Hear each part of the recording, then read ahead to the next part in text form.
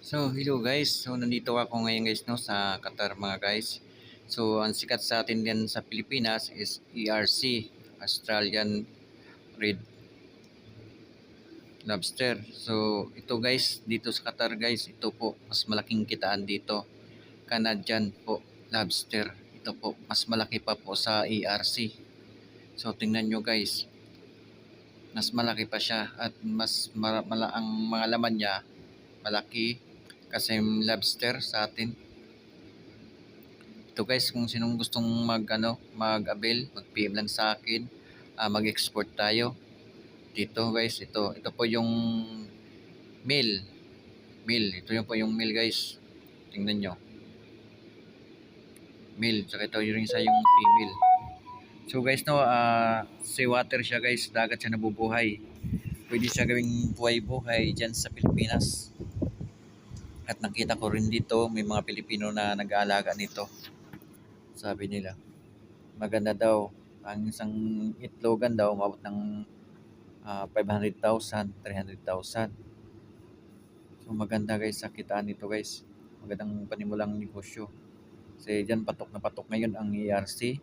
So ito naman guys, kung sinong gusto mag-avail, mag-PM lang kayo sa akin. At ito siya guys, 100% guys. Kayo palang pinakauna magkaroon ng Canadian lobster dyan sa Pilipinas. Tingnan nyo guys, ang laki. Parehas guys sa lobster.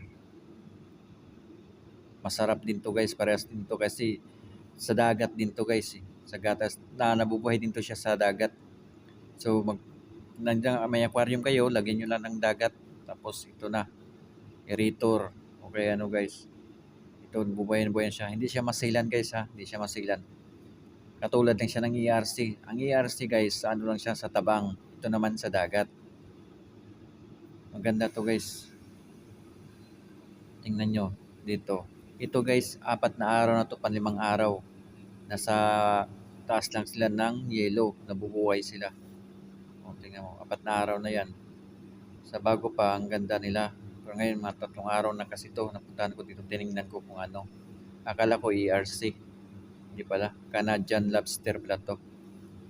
Tingnan nyo guys sa mga sipit guys, ang laki. Katawan. Hindi ka malulugi dito guys. PM na kayo kung gusto nyo mag-order kasi alam ko lalakas din to ng business na to. Katulad ng ERC.